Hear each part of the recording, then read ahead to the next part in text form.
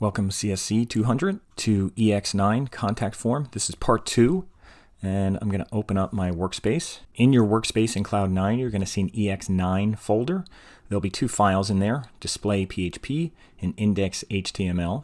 And I could just open up both of them right now just to check them out. And we had talked about these in the first video. That was an older video, so this is more current. Again, display.php is the one that's actually going to display our information in a table when it's finished, or at least that's the initial intent. And then that's the one that will also add elements to a database from the form. The first one, our index, is actually the form. And let's just kind of run this and check it out for a second. So we'll run project. And I'm going to go to EX9. Well, actually, I'm going to go to EX9 finished, and I'll kind of show you the finished version. And I'll put a name in here, and I'll just put in it's Steve is his message, and we got him.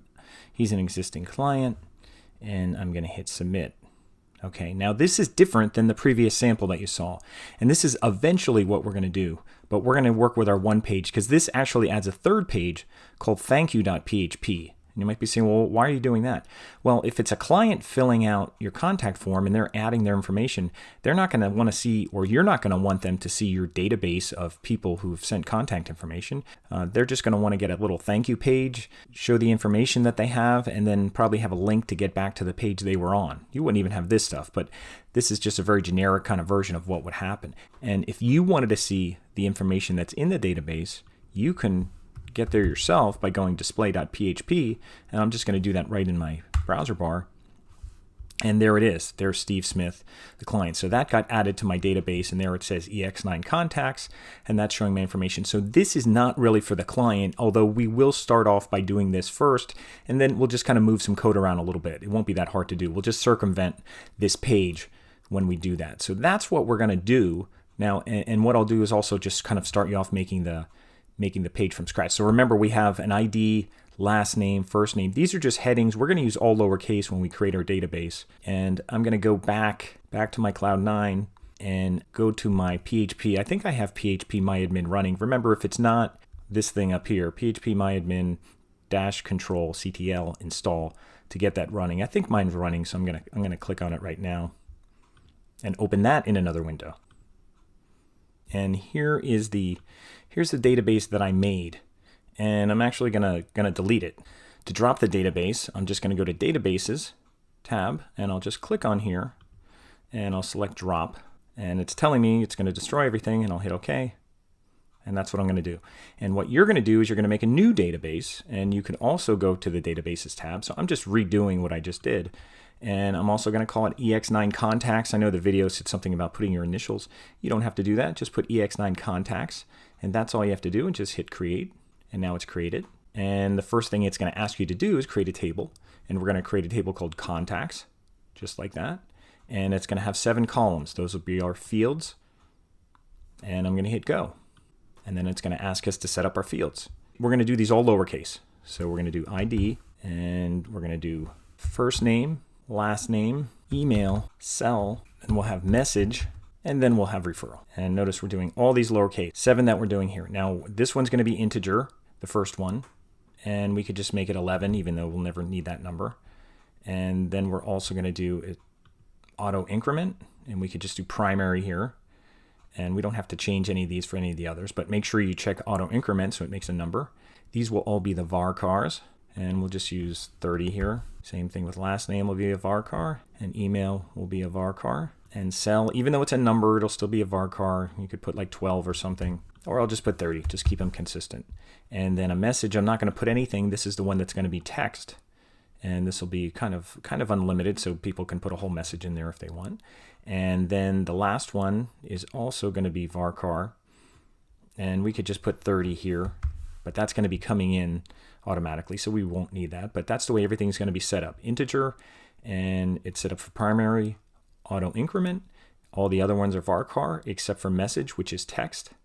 And just make sure it says the INNODB down there, and that's what it should do if you're in PHP myadmin. And I think that's all we should do. We should just hit save, and we have our database. And there it is. There's our table contacts that's in our EX9 contacts database, everything lowercase. I'll go in here just to look at it, and you could check out your structure. and there's all your fields that are in there. So if there's anything wrong with them, you could also change them here. You could click and edit it or change it or something. But that's setting up our database. So now we have a database just kind of waiting to go. So that's the first part of that. So we don't have to do anything right away with that. So I'm going to go back to Cloud9 index page, and most of this stuff is done for you. So you don't have to do a whole lot here. The styles are done. There's an internal style sheet here within the HTML page. It says enter form action for PHP file. This is the one where you're going to put in display.php. Now eventually this is going to change. Eventually we're going to use something called thank you. That's why I have a finished one here. But we're going to start off and do display first, and then we'll kind of modify that. And it already has the return check fields. That's our JavaScript that we did on the previous exercise. So that'll already be done. These are all our fields here that are going to be in our form. You can see we have first name, last name, email, cell, message, and then we have radio buttons for referral. There's a whole bunch of radio buttons here that are going to be used to determine which one they pick, whether a Google search or social media or existing client or other. And then finally there's our submit button, which will submit everything, and it says submit on it. So that's really our form. So we don't really have to do anything on there. Our JavaScript is done here for our form validation. So everything is done on here that I think we need to do. So I'm going to save that, gets the little X, and then we're going to go to display.php. Now, but before I do that, let's just check and see our information here. If you notice, we have IDs called first name, and if you remember, we just made our field names. These are the same as our field names, all lowercase like that, so we're going to use those. So we're going to go to display.php, and in here we'll go to the top, and you want to change this. Now I'm going to leave mine on Richard Homa, but you would change yours, so you have to put your username here, and as long as you made your database that name, that could be fine. If you named it something else, then change it, and you don't need a password in there. Make sure these say host, user, pw, db name. And by the way, I did this before and made a mistake. Don't do this. Don't use the Python shortcuts like that with the pound sign. Just do the // Make sure you do that. I know depending what you're working on, sometimes that could throw you off a little bit. And as we move down here, the first thing we're going to have to do is set up our variables that represent the values from the form fields. So one's done here, so that kind of helps you out. So that should be pretty easy. So we're going to go down here, and our next one, we'll just call these things last. We'll make these short since there are variable names. Okay, and I'm done with all of these. And notice I don't have one for ID, and I'll move these up a little so I don't have so much space. I'll leave a space in between. Just make sure that they're spelled right, that there's 2 R's in referral, and it has an A at the end. Make sure that it's not massage or anything like that. Message, cell, email, first name, last name, and then we just shorten these a little bit. First, last, email, cell, message, referral. So we have our variables done. And then this is already done for you because we did that last time. I don't need you to copy and paste all that again. But that was the one that actually shows a little message when it connects to the server. This one connects to the database. Just make sure your names are the same. Up here, make sure it's DB name, and make sure these variables are the same down here. And then this is the page that actually will display our information. And again, I told you that we're going to change this a little bit, but for now this is fine. We have display updated database, and what we're going to do here, this first part, and where I put little dashes here, that just kind of reminds me that you need to put stuff in here. So this is our first kind of variable here that represents our insert SQL function that we're going to do here, and we're going to insert into table, and it's not going to be table, it's actually going to be contacts. So make sure that you put the name in there. So it's contacts, insert into contacts, certain values that are going to be in there. And what we're going to put in there are going to be the field names, because the variables are actually going to be what are represented. These variables represent the information you receive from the form. So those are the ones that are going to be, they're the ones that are going to be the values that are in there. Insert into contacts. These are saying which ones are the actual field names. So we're going to have to put the field names in here, wherever they are. So remember their first name, and these are coming up for me, and then just put a comma.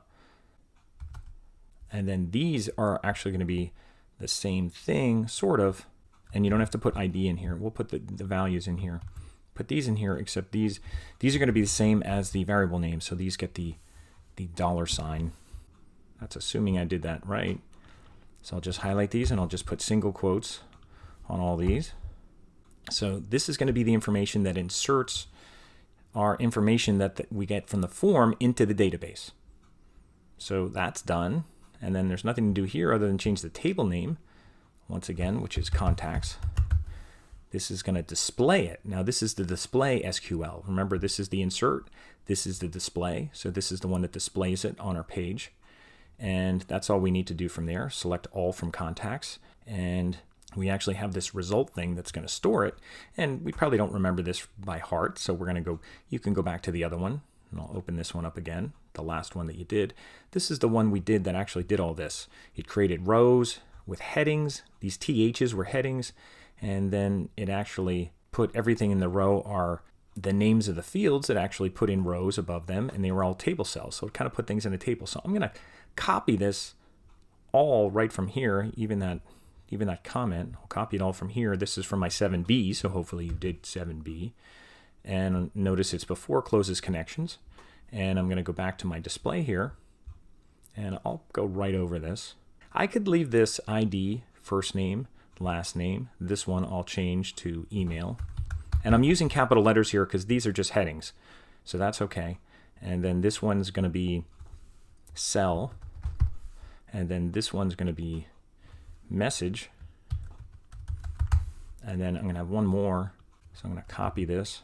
And then one more here is going to be referral. So that wasn't hard to do at all. And now these are just going to change. They're all lowercase, first name, last name. And remember, these are the field names. They don't have the $sign. These are the field names. And you might ask, say, well, why is ID there? Well, we could display the ID there. That's fine. We're just displaying it. We're not putting information in there. And then after cell, we had message. And then the last one, I'll just copy this row here. And this one will say referral. And in one of these, I'll have to look at the other example again. We put like a div in here and put like a certain width of like 200 pixels, 100 pixels. Let's see if I could remember to do this by heart. I think it was something like this. We did a div. So there's a div inside a table cell. TD is a table cell, so that's okay. So we'll see what happens with that. So that should display everything. So that wasn't hard to do. Again, if you have a lot of files open, you might want to close them before you get confused. The one we're working on is just display. I think everything else is going to be okay. So I'll close up display B from my 7b. I'm going to see if this works first.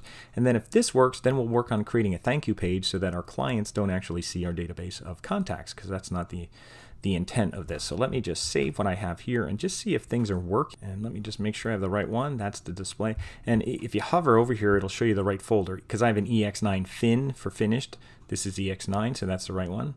And that's EX9, so that's index. That's the right one. And we'll see how it works.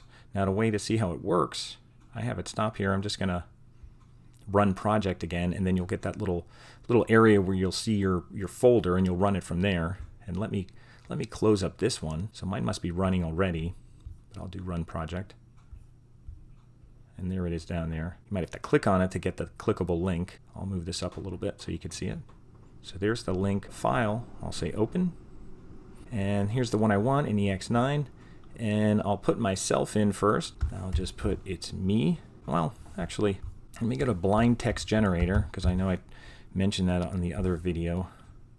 And I'll just throw some more text in there just so I have something. I'll just throw this in here, Cicero. Find a period here, and I'll put that in there, long message. And I'll go back to my contact form, and I'll paste this in. And there it is. There's long message in there. And we'll say Google search. So that's our information.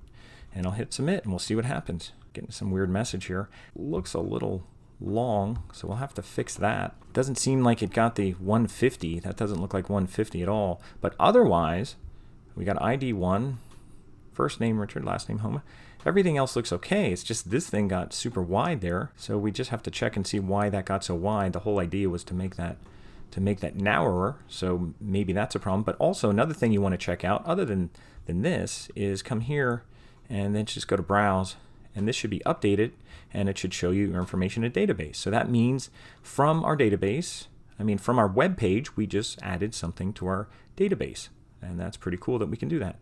Now we just have to go back here and find out what I did wrong with my style. Isn't giving, so width 150 px. Oh, I think style equals, I think the quote goes there, not there. I think that's the problem. So that looks okay. And I'll save this because I have the little circle there. So let me save it. And let's try another one. And what you can do is, if you could just go back. You could just hit the back button. And I'll just change the name here. I'll put in the Steve Smith thing. I'll put everything else the same. Smith, I guess he's the guy that works here. We'll put him there, leave that number there, throw him the same message in there, and we'll put existing client, and then we'll hit submit. And now that looks better. And actually that's even too narrow, so I guess 200 was okay. So, but that's the message that's there, and that looks a little bit better. It's spread out a little normal now. We didn't have that, everything isn't kind of jammed together. And there's Steve Smith. I didn't put a capital S on Smith, but long messages here, and you can make them a little longer if that's too short. We can make it like 200, although that won't change it a whole lot. So that's the first part here. So it's actually working. That didn't take much to do. Like I said, a lot of this is kind of finished for you, and it's just a matter of kind of altering what you did the first time to kind of create your own contact form. But once you get those pages working, what we're going to do is create a thank you page, so that instead of seeing, you don't want a client to fill out a contact form and see all the contacts. That's not the idea. You want them to see the information that they entered, and then if you want to see it, you can see it, but this should be kind of hidden from your clients. So I'll stop there with part 2, and we'll finish that up in part 3.